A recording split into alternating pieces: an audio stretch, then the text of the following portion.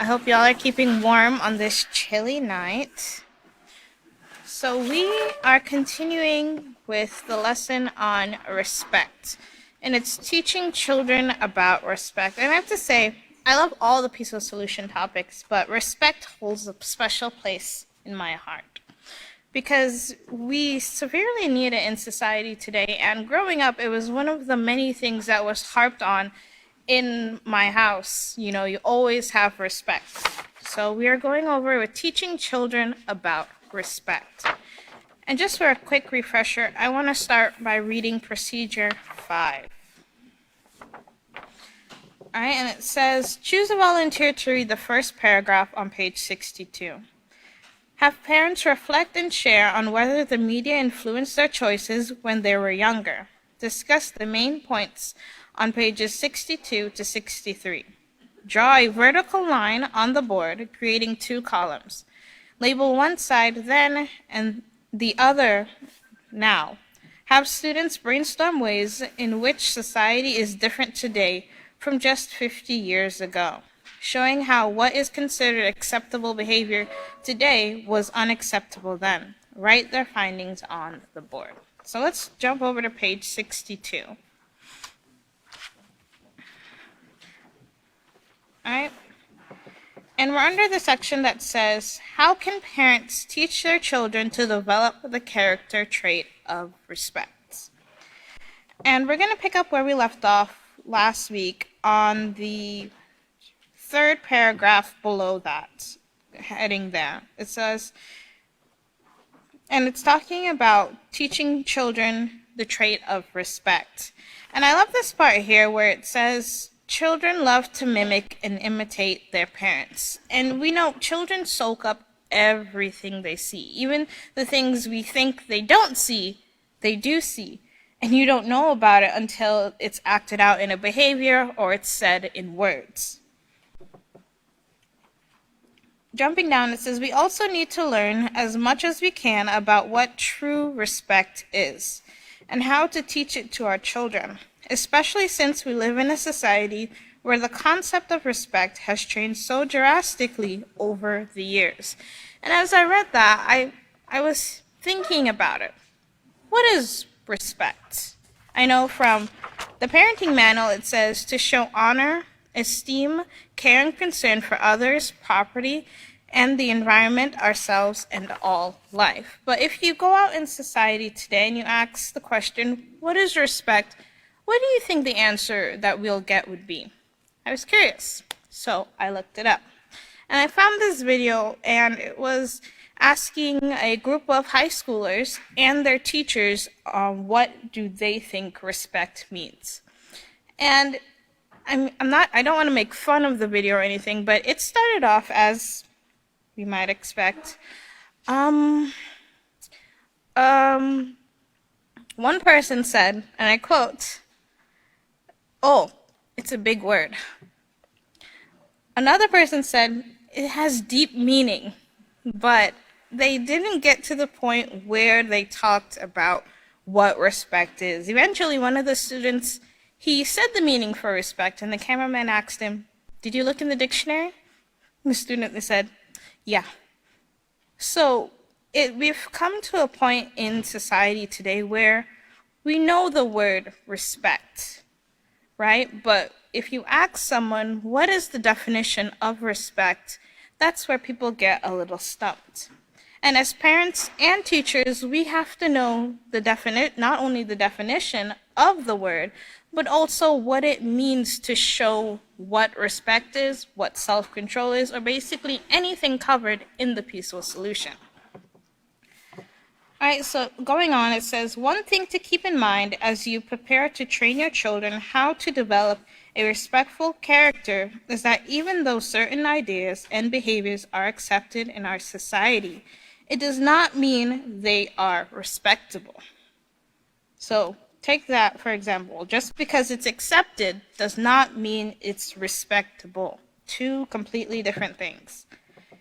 It is up to you as the parent or guardian, teacher, and the one responsible for the moral upbringing of your children, to determine what is right and proper way to conduct yourself, and then teach this to your children regardless of the disrespectful behaviors that are commonly accepted in the world around us. And I want you to take note in that. Not only do you have to teach your children this, but you also have to show it as well. Because, and I probably say this every class, children are not going to do something that you don't do. If you tell them and you tell them, it'll go in one ear and come out the other, but they won't do it because they don't see the value in it, or they don't see, well, my mom doesn't do this, or my parent doesn't do this, so why do I have to do that? And when I read this part, it brought me back to the procedure with respect now versus then. And I think this is the part of a class where we can talk about respect now versus then for the entire class, because I know the procedure said 50 years ago, but if you think back 10 years ago, it's completely different as to what we have now. And I even asked a couple people, respect now versus then. When you hear that, what do you think? One person said, respect has completely changed. I was taught to show respect to people, especially adults, not to interrupt when two adults were speaking, and to treat others how I wanted to be treated. And there were consequences for not being respectful. Now it's like respect doesn't even cross people's mind, hardly ever, whether it's teens, children, or adults. Another person said, in the old days, we were taught you always respected others, especially your elders. If you didn't, you suffered severe consequences. Today, disrespecting others is the new normal. There are no consequences. And it was a common thread with asking people with respect. Back then, you respected whoever was older than you, or whoever you were with, whether they were younger or older, or you knew as soon as you got home, you would hear about it. And that's how respect was highly regarded in homes 10 years ago, 20 years ago. And even though we didn't have the peaceful solution starting when we were completely little, it was still in the homes, because it goes back to those moral values that we talked about all throughout the peaceful solution. The golden rule, you always show respect to everyone, no matter what. All right, so another person said, and I thought this was really interesting, it says, I think it's treated more as an emotion than a standard. And it says, respect should be a standard you hold yourself to no matter the circumstance, whereas now it is treated based on how you feel. So if you want to say hello when you walk into a room, that's fine. And, just other things as well, too. Walking into a room, you said hello. I remember when I was going to school, if you didn't walk in a room and you didn't say hello or some sort of greeting, the teacher would be like, I'm sorry, you left something outside. Please go back and find it and come back in. And by then it was twice as embarrassing, because you knew that you didn't respect everyone else while entering the room, but everyone else knew that you didn't respect them while entering the room. And that was a common thing. You passed by someone, you said hello, or you bowed, or something like that. Saying thank you. That was a big thing as well. Whenever you receive something, you say thank you. You never said what to an authority. I remember one time I decided to try it out. And I was in my room and my mom called me. I said, what? I didn't hear anything. All I saw was her enter my room, and she said, excuse me? So it's one of those things that you remember when you're little because your parents reinforced it. And that's the same thing that we have to do as now, teaching children, being an example to children, or any time you come in contact with anybody that you do. Oh, and there was another one. You never rolled your eyes. And this list can really go on to show how respect now versus then has completely changed in society. Now we have on social media children openly disrespect their parents, and it's taken as a form of a joke. than something that should be corrected and held in high regard for the word respect or the action of respect. All right, so going on, it says, the bottom line is, although we live in a disrespectful world, we do not have to raise disrespectful children. My parents always used to tell me, just because someone else is doing something doesn't mean you have to do it as well. Even when the challenges that face us, we can raise children who are prepared to treat themselves, others, and the world around them with respect. And I think with respect, it is, for me personally, it's one of the hardest things to maintain, especially in a society that we live in today. All right, so let's turn over back to the procedure and let's read procedure 6. So it says, read the section "It Starts With You" on page 63. Then allow students to take the test on page 64. Encourage them to answer each scenario honestly. This assessment is for each individual to evaluate themselves. It will not be shared with the class. Read the section "Analyzing Your Respect IQ" on page 65. Have students take the note of their areas of concern. Encourage them to continue to strive to obtain the very important character trait of respect for themselves and others. All right. And so another thing with respect in society today, it goes all around and it covers everything that we not only see and hear in today's society. And I was wondering with how society views respect. And I remember hearing once that, these days I'm confused towards its meaning. And when you really think about that, it's sad to be confused about the word respect. It's a word that everybody knows. It comes out very easily.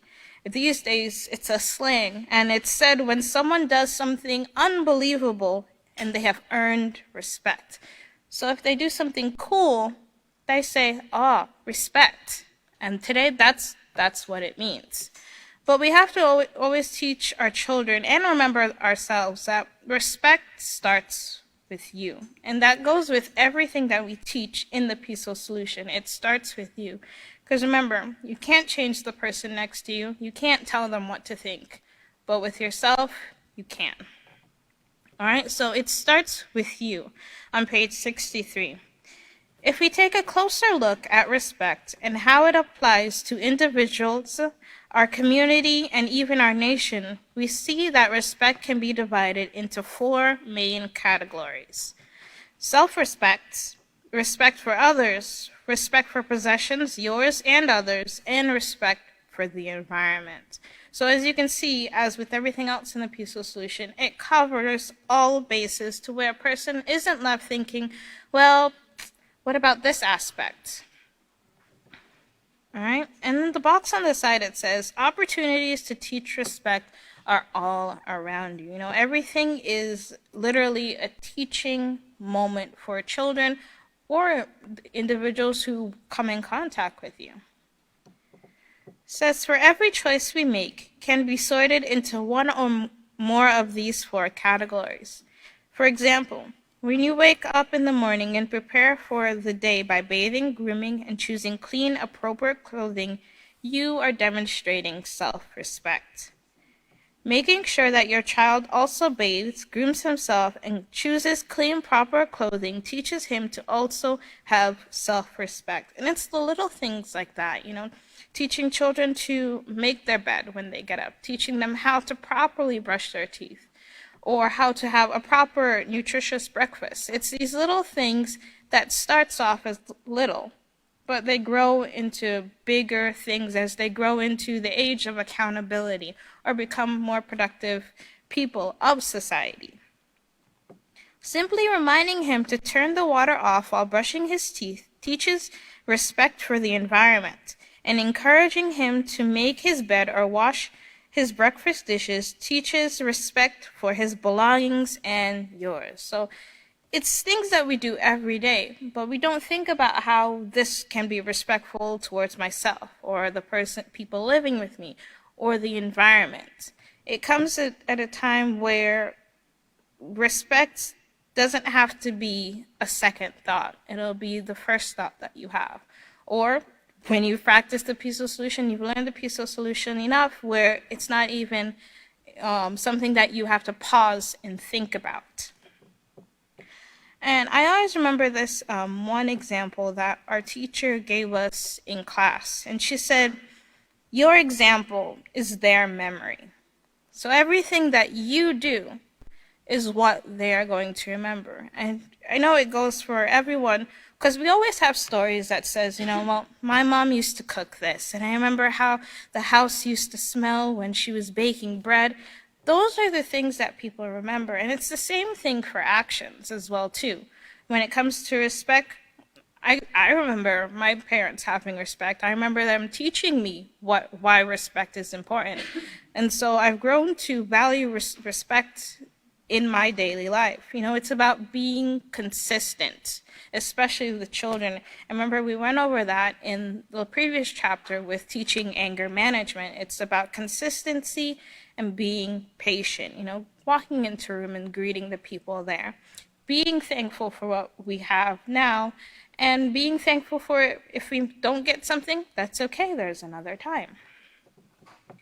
So when we can teach our children to develop respect by the choices we make in our daily lives. This is why it is so important that we show respect for others and ourselves, regardless of the mood or situation we are in. And that's such an important statement, regardless of the mood or situation we are in. We should never intentionally choose to disrespect others, property, the environment, or ourselves. There is never a legitimate time when it is acceptable to be disrespectful. Even anger does not give us the right to disrespect others. Remember, what does anger show? It tells us that something is being said or done that we personally might not agree with. And in society today, it is full of rage. I think it's safe to say that people are controlled by their rage in certain situations, whether we hear about it or see it on the news. Those emotions have taken over the logical thought process of when it comes to respect, self-control, or basically anything taught in the peaceful solution. So respect, the ability to show care and concern for ourselves, the well-being of others, possessions, and the environment should be unconditional. And that's one of my best like words, because unconditional means not subject to any conditions. So as parents would say, that means no if, ands, or buts. It means it's absolute, it's final. There's nothing to it that you can add to. One of the most erroneous beliefs of our time is that respect should be earned. And this is something that is taught a lot in society today, that respect should be earned. If the person in front of me is not giving me respect, I am not obligated to give that person respect.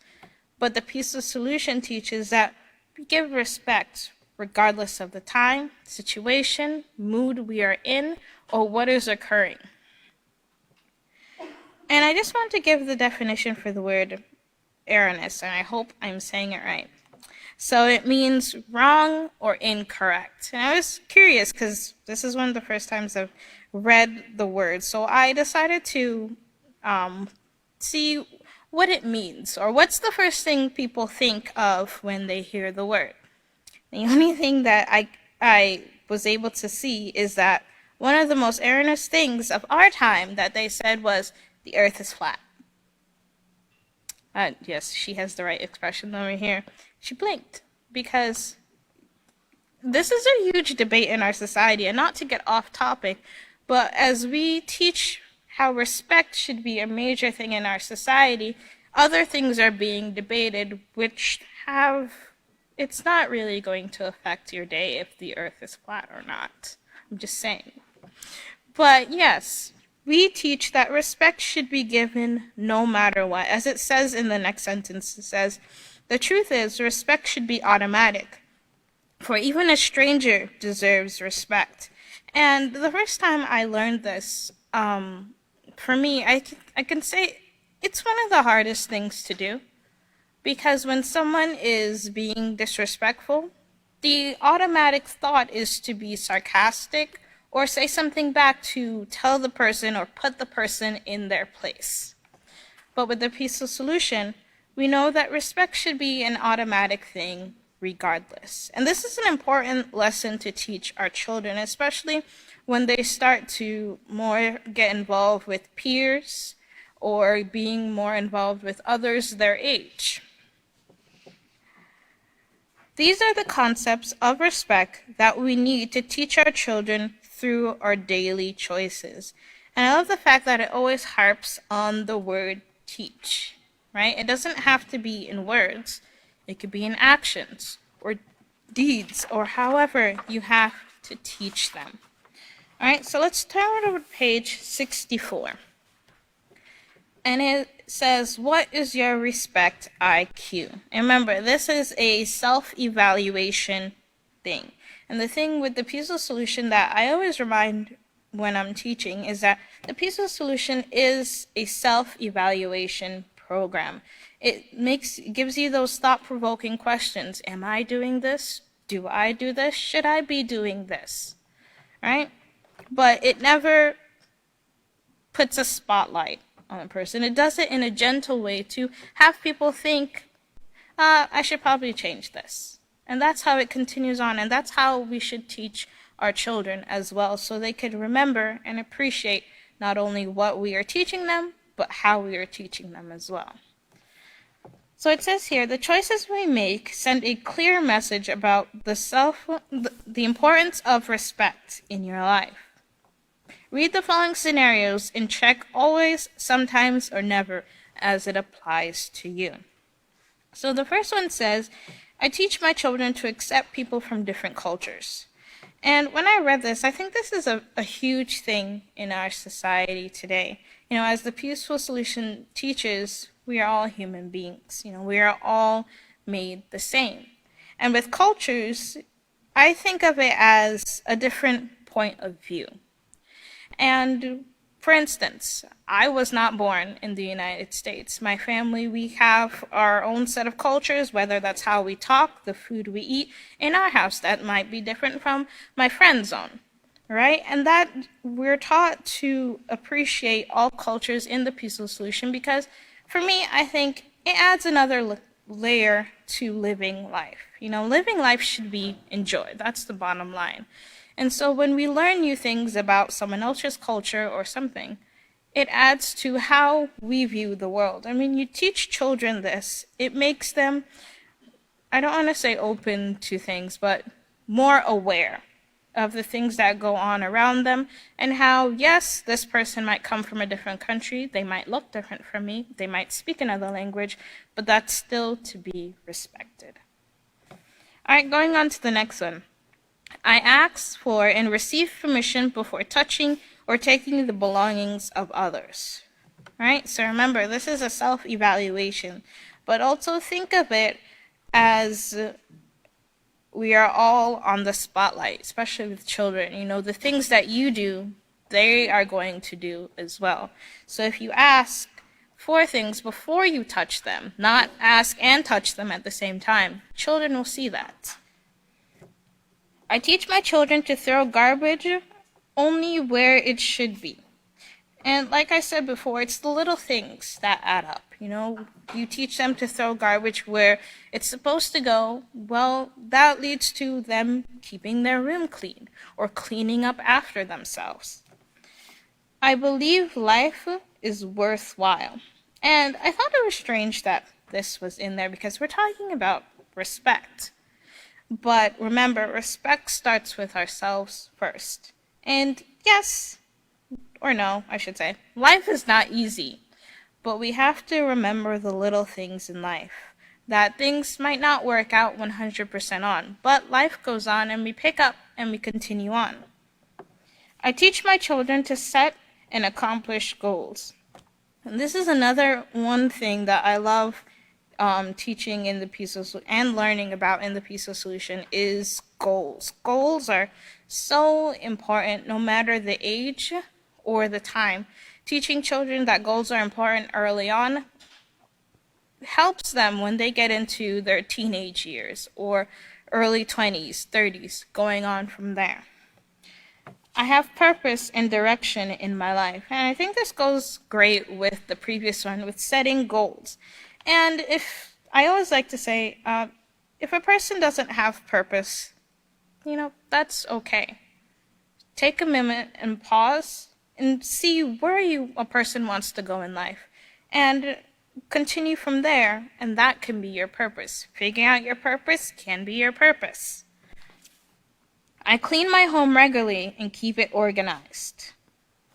I keep the outside of my home neat and free from clutter and garbage. As you go through this, I always like to section it off into the categories of respect. I clean my home regularly and keep it organized. That would be self-respect and respect for other people who live in the same house. I keep the outside of my home neat and free. Not only respect for the environment, but respect for the people who live close to you. I bathe daily and wear clean, appropriate clothing. Not only that is very respectful for you, but also respect for the people who you have to come in contact with as well. I teach my children to practice cleanliness and wear appropriate clothing. Right? And that goes right back to the self-respect. Eating healthy, nutritious food is important to me. I readily apologize if I have offended or hurt someone in any way. And I think there is one other one here. Oh, it is 2 down. I'm willing to admit when I'm wrong. Those 2 ones right there. They are not easy, especially, okay, I should put myself on the spotlight. I don't like admitting when I'm wrong. It doesn't come naturally to admit that I am wrong, but I also take into consideration the situation and how this affects not only myself, but others as well. Admitting that you're wrong can be one of the hardest things to do, even when you're convinced or you are dead on that you are right. But this, when it comes to respect, not only shows that you are a humble individual, which shows self-respect, but it also shows respect for the people you come in contact to. Because, as I said before, these little things add up to other things, because it means a person is humble, a person is teachable, and we know teachable people must be humble in order to learn and process other things as well too. So it says, I refrain from using vulgar language. And I remember a couple weeks ago, the other teacher was saying that she decided to try out a vulgar word at home, and her parents sat her down and explained to her, why we don't say certain things or where this word originates from, to the point that we don't use it. All right? I listen to the needs of others when it is my responsibility to. I refrain from interrupting others when conversing with them.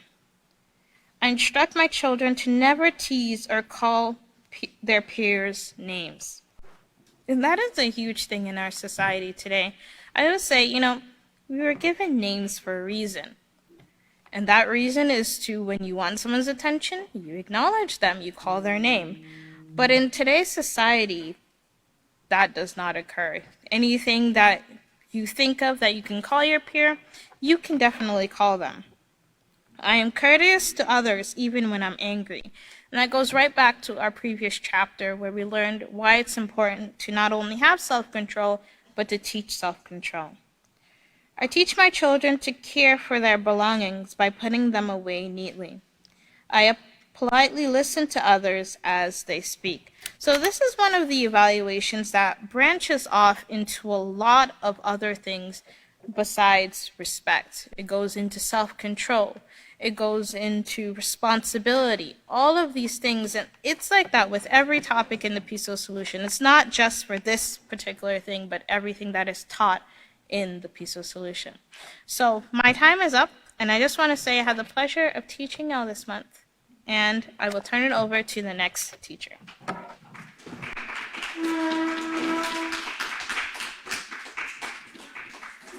Hello, everyone that is here on this chilly night and those that are watching on Facebook. Welcome.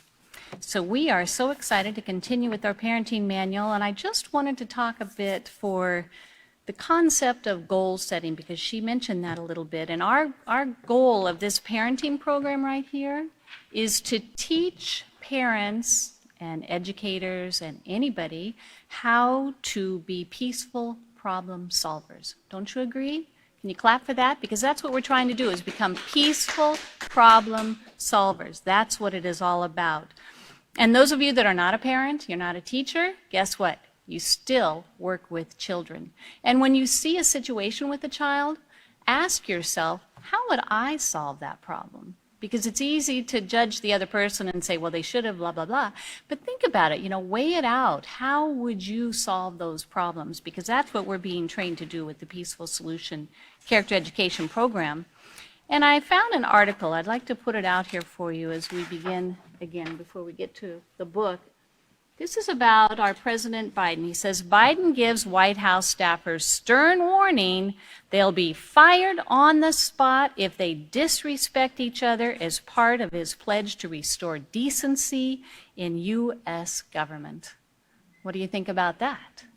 So if we can do it from the top down and then from the grassroots level down with the parents, hopefully we can bring our society back to a peaceful place. Don't you think that sounds wonderful? And when she was talking about those erroneous beliefs about how respect is to be earned, the Peaceful Solution Character Education Program is the only program out there that teaches all people deserve respect, that respect is not earned. Isn't that shocking? Every other program out there teaches it must be earned. So you'll never find a peaceful solution in all of that. And somebody shared with me from another country how when COVID-19 started, they shut down the schools and all the children went home with their parents. And finally, 9 months later, they opened the schools. Guess what? It was total chaos. The children had not been trained in how to be respectful or any manner like that. So they became very violent with the teachers. So much so that they just shut down the schools again because of the student violence. So what occurred over those 9 months? What was going on at home that they didn't know how to come back to school and be respectful? As a matter of fact, she shared that one of the teachers warned the community that the students were preparing to burn down their school, and they murdered that teacher. Just the morning I was talking with her. So it's a real problem. It is a real problem. We're trying so hard to bring respect back to society. But we can do it one step at a time. And who does it begin with first? Me and you, all of us individually. So how did you do on your respect IQ? If you'd like to take more time when you get home and really go through this, it's a great thing to come back to frequently and just look at it again. But it says here, analyzing your respect IQ, the test you have just completed was comprised of 20 questions that can be categorized into 4 main categories of respect: self-respect, respect for others, respect for property, and respect for the environment. The correct answer for all of the questions is always. Yes, any, sometimes, or never answers should be acknowledged as areas of concern. These are some of the areas you need to focus on in order to fully develop the character trait of respect. Keep in mind that you fully develop the character trait of respect only if you are respectful in all 4 categories. And in order to teach how to respect others, we have to learn how to respect ourselves first. Because how can you respect somebody else if you don't respect yourself? It won't work. It'll always backfire on you. So we have to learn it in all 4 categories, and it begins with ourselves.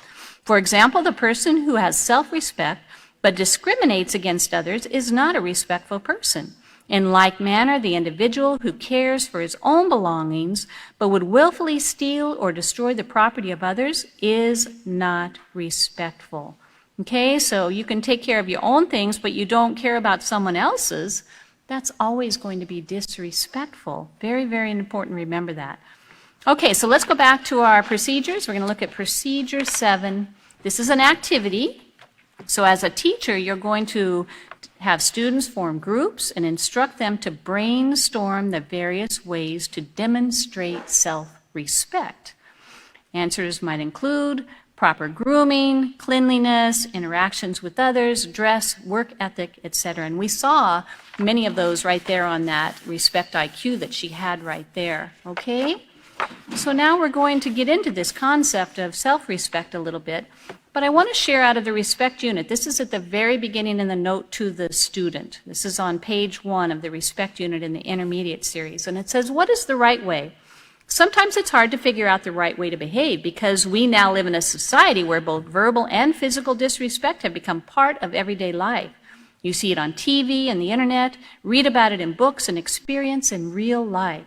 In fact, the line between acceptable and unacceptable behavior has become so blurred that those who show respect for themselves and others by dressing appropriately, speaking politely to others, and studying hard are often ridiculed and harassed. There are people who even think it's fun to steal or damage property. Before we go any further, let's set the record straight. Making fun of others, stealing or destroying their property is not funny or cool. It's just respectful and wrong. I like the way that states it, very matter-of-factly. So that gets the students really thinking about it right there. Okay, now we're going to read out of the respect unit, chapter 2, and this is under the heading of respect for myself. And I'll put this on the overhead. Okay, so it says, the greatest thing you can value is life. When you value your own life, you have respect for yourself. Having self-respect will enable you to handle life challenges in a positive way and avoid making choices that could have a negative impact on your life. Developing self-respect is much like a muscle that grows stronger from regular exercise. One of the best ways to start respecting your life is to value it. So let's say it all together. It's great to be alive. 1, 2, 3. It's great to be alive. And I say, along with that, I value and appreciate myself. Can you say that too? I value and appreciate myself. Now, if that was hard for you to say, you got some work to do on self-respect, okay? So now as we go into the parenting manual, we're going to go right there on page 65. And under the heading of taking a closer look at self-respect, that's where we're starting procedure 8. So we got to go back and read procedure 8, of course.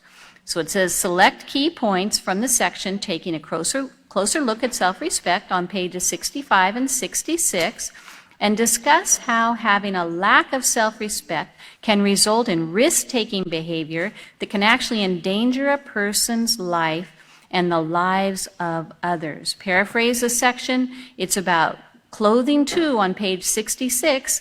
Discuss how fashion has contributed to moral decline and a lack of self-respect. Now we can go back to this page.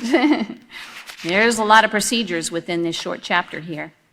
So let's begin at that first part there. What does self-respect mean to you? She did a nice job of covering how people view respect. So if they're as confused about the word respect, do you think they're a little bit confused about what self-respect means too? I think so. Does it mean keeping yourself clean and eating healthy, nutritious food? I'd say so, yes. If so, you are right on target. Self-respect is all of these things and so much more. Self-respect, and here's your definition. You can underline it if you like. Self-respect is a quality and ability that enables us to make choices showing care and concern for our own health, well-being, and life in general. Self-respect is manifested in many different ways. Did you know that keeping a home clean and organized is a form of self-respect? A clean home shows that you care enough about your health to live in an environment that is as sanitary as possible. A person who keeps her home clean and organized is more likely to be healthier and less stressed than someone whose home is a toxic dump site. And I wouldn't want to live in a toxic dump site. That just sounds terrible, doesn't it? Okay, another form of self-respect is in avoiding risky behaviors. And remember, the first place we learned about that was in the character unit, page 1, in the note to the students about those risky behaviors that are everywhere in society today, such as promiscuous sex, extramarital affairs, excessive drinking, and experimenting with illegal and legal drugs. All of these risky behaviors can lead to sexually transmitted diseases, addictions, regrets, and death. Engaging in these types of behaviors is not showing care or concern for one's health, well-being, or life. Several years ago, there was a news story about a woman who left her 2 children, a toddler and a 9-month-old. Think about that age. A toddler, a little 2-year-old, and a 9-month-old, alone for 2 days, a few days, so that could even have been 3 days. I can't even imagine that. So she could buy drugs and party with her new boyfriend. When she returned home, she found her children dead from starvation and dehydration. And we hear about reports like this all the time, where the parents are off in their la-la land of risky behavior and have no thought or concern about their own children. So think about the character traits that was lacking. To get into that kind of a situation, was responsibility there? No. How about self-control? Not a bit. What are some other ones? Was she honest? No. I mean, you can think of so many different things. She had no respect for herself first, and she certainly didn't have respect for her children. And it cost them their lives, and then now she has to live with that the rest of her life. That's really a tragedy. And although this is an extreme case, it shows the harm that can occur when individuals lack the important angle of self-respect. That is, mental growth or development where one is able to make wise moral decisions. I want to read that again. And individuals lack the important angle of self-respect, that is, mental growth or development where one is able to make wise moral decisions. Wise moral decisions. That's what it's all about, that decision-making, that ability to solve problems peacefully. Today, society wants to solve all their problems in the quickest way. It doesn't matter if it's violent, hurtful, harmful to anybody else. They will do whatever they can to solve the problem on the quickest way, grab a knife in a store, whatever they want to do. But we're saying stop and think about it a minute.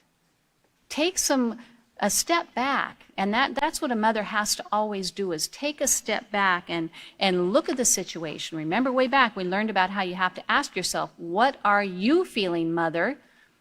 What are you feeling first? If you feel like you're ready to lose your self-control, that is not a time to start taking on a conversation with your child.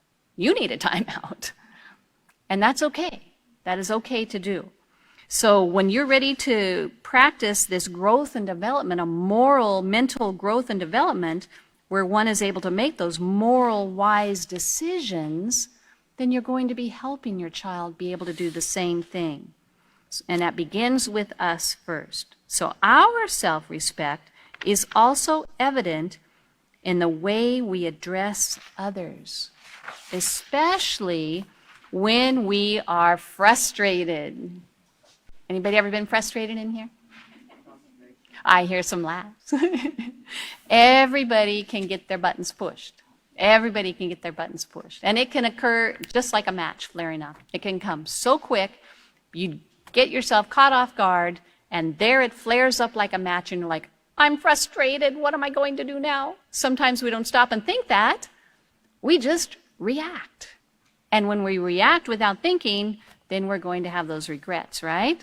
Our words and tone of voice demonstrate not only the respect we have for other people, but how much respect we have for ourselves.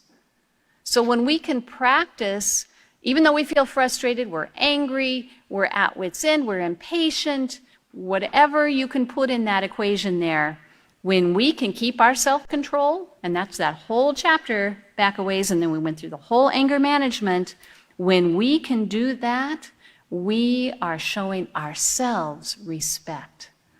And that shows a child how to handle a situation too. That is so powerful. For instance, an employee becomes upset and curses his boss. The employer might think that he is embarrassing his boss.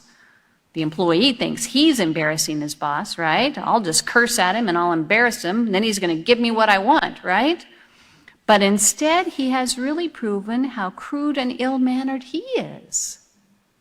Crude and ill-mannered with foul language.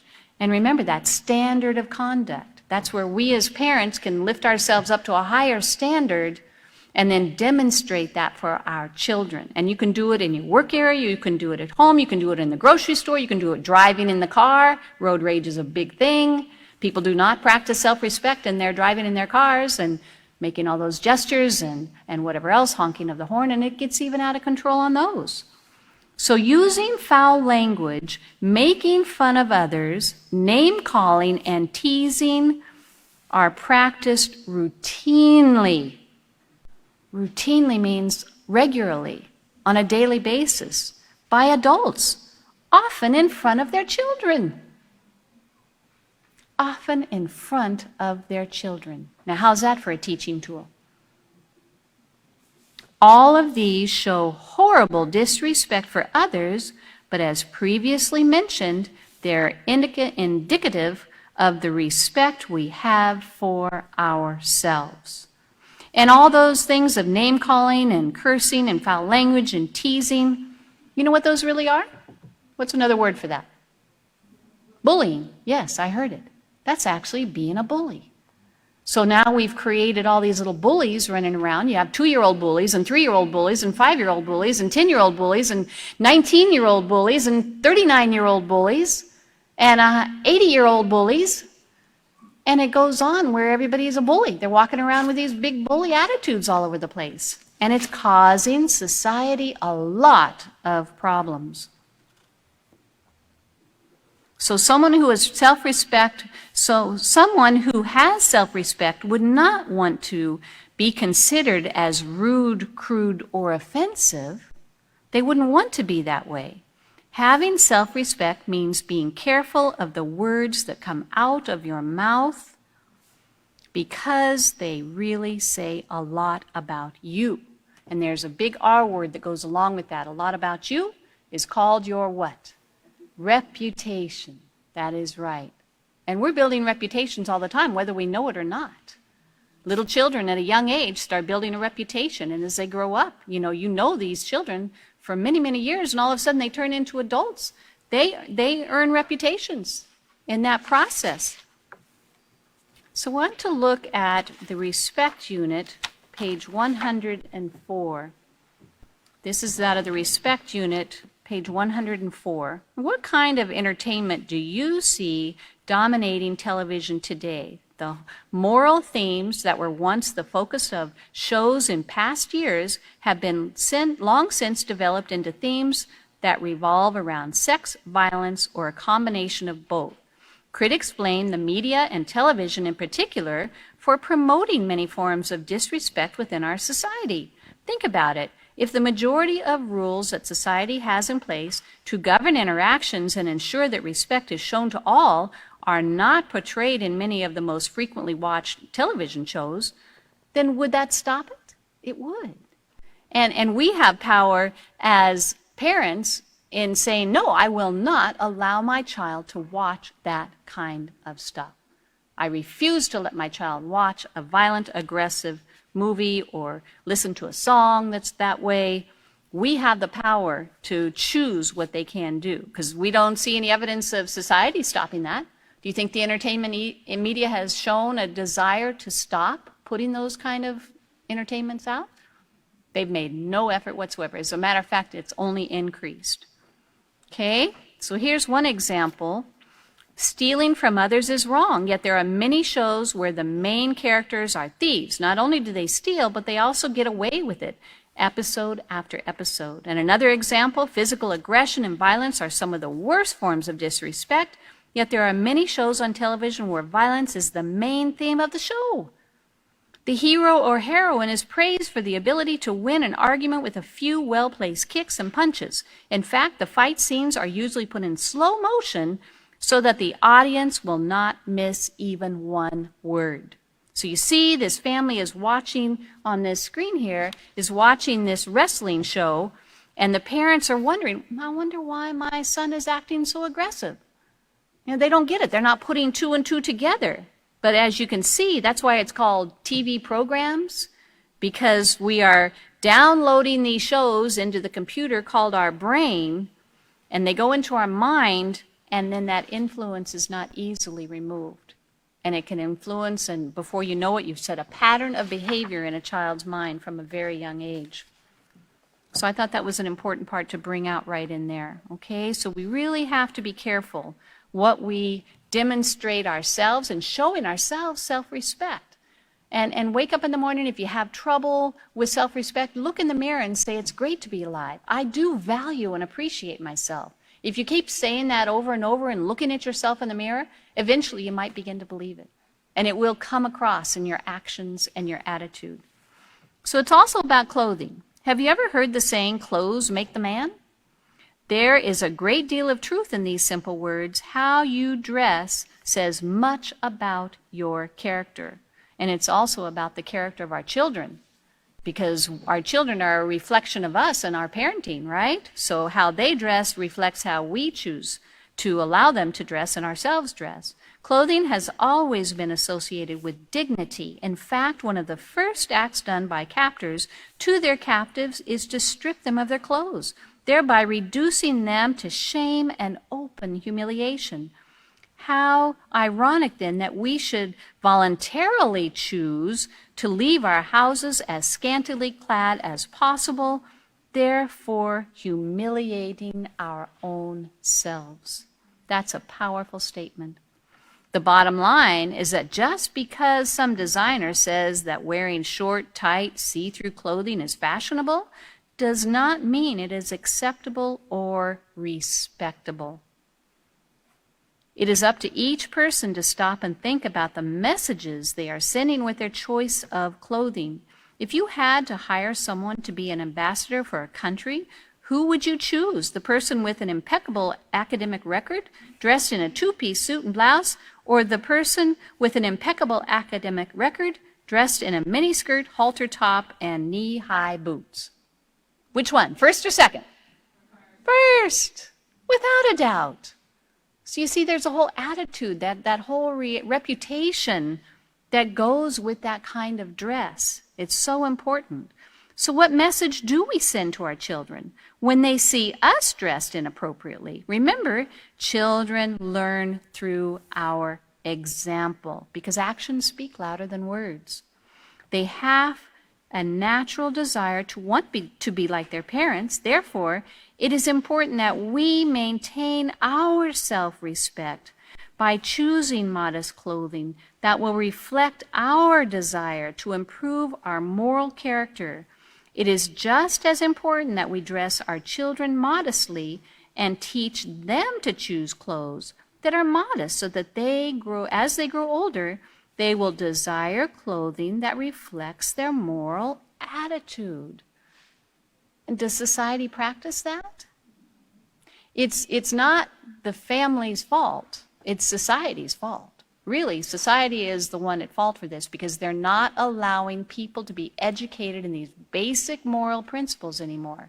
It used to be, as she said, 50 years ago, even 30 years ago, whatever time, 20 years ago, even 10 years ago, some of these things were still in place.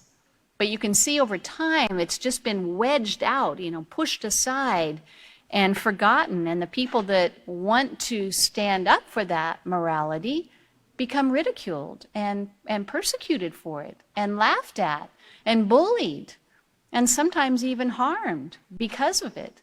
People lose jobs over it just because they want to dress modestly. You see how it's all flip-flopped around? It's time that we flip it back to the right way. Don't you agree? I think the Peaceful Solution is a wonderful program, and it can be If it were implemented in every school in the United States of America and then even in other countries, we would see the tide change. We would see the trend going back to a moral direction. And that's the hope. But it begins with who? Us first, each individual, and how we choose to set that example out for others. Okay, we're going on to Procedure 9. Procedure 9 on LP 8B, Lesson Plan 8B. It says, summarize the first paragraph under the heading, Positive Goals Help Build Self-Respect on page 67, and allow students to write in their goals on pages 67 and 68. If time permits, allow a few volunteers to share with the class. Read and discuss the section, A Few Tips for Teaching Respect on pages 68 and 69. Emphasize that as adults, we must make a conscious, diligent effort to not only teach respect, but to make sure that our children demonstrate respect to themselves, others, property, and the environment, and I put at all times, okay? And they're doing this because we demonstrate it first. Don't ever forget that. They're not going to do it unless we as the parents are demonstrating that first. So now we're going to turn over to page 67. Positive goals help build positive self-respect. And I wrote over at the side, Procedure 9, okay? So we're going to talk about positive goals here. Other important aspects of developing self-respect are to have purpose and goals and a strong work ethic. So you got purpose, goals, and a strong work ethic. Having purpose means having purpose gives you a general direction in which to focus your thoughts and energy. Desiring to lead a productive, fulfilling life is one example of what it means to have purpose. Without a positive purpose, life tends to lose direction and it becomes easy to drift aimlessly from one day to the next. Purpose gives us the determination to meet deadlines, accomplish tasks, and lead useful lives. Along with having purpose, it's also important to have a positive, achievable goals. A goal is an end that you strive to attain. By taking this parenting course, you are working towards the goal of becoming a positive, more effective parent. What other positive goals can you set and work towards achieving? The great thing about setting goals is that it is up to you how many goals you work on. And I encourage you, if you're not a goal setter right now, that is something to get in the habit of practicing. And I'm one of those people that I write my goals down. And even if I did a goal but I didn't have it on my list, I'll go back and put it on my goal and check it off. I just find that so satisfying because it shows progress. And there's nothing worse than feeling like you're not getting anywhere. Once we look at the things we are accomplishing, we can see that, yes, we're doing all right. We're moving in the right direction. Okay, so we have just a few minutes. I want to show out of the, I don't have a slide for this one. This is out of the Building Moral Excellence. You can add this to your note right here for this section. Building Moral Excellence, page 130. Recognize that there is purpose in life. It is an important step to have a positive direction towards growth and maturity. We talked about that earlier, that growth and maturity. This is called purpose. Have you ever wondered what your purpose in life is? Everyone wonders to some extent what his or her future holds. Without purpose, you can feel that your life is meaningless, without value or direction. One of the greatest purposes that anyone can strive for is education in the Peaceful Solution Character Education Program, because it will help them in every area of their lives. It will even help them to reach their full potential by developing and maintaining a positive moral character. By evaluating your decisions and actions and setting your mind in advance, you can determine the direction you want your life to go. You can also reference right there Acceptance Unit, Chapter 5, for the purpose. The whole chapter is on that. And you can also put down for goals Acceptance Unit, Chapter 6, Reach for Your Goals, and also page 131 of the Building Moral Excellence. And it says, where there is purpose, there must be goals. Along with having a purpose, you should also have a positive, realistic goals that will motivate you to succeed, and that are beneficial to yourself and others. A goal is an end that you can strive to attain. Having a purpose without setting goals is like running a race with no finish line. Think of your goal as a target that you direct your efforts towards. Having purpose and goals will help keep you focused on maintaining a positive character by giving you direction and stability. And that's what the Peaceful Solution does, is give us direction and stability. So we're almost done with this chapter. The next class, hopefully, we'll finish it up for you, and then we'll be moving on in the parenting program. It's been an honor. As the first teacher said, she did a great job through it all, too. And we always enjoy teaching you more about the Peaceful Solution Character Education Program. Thank you very much. You all please.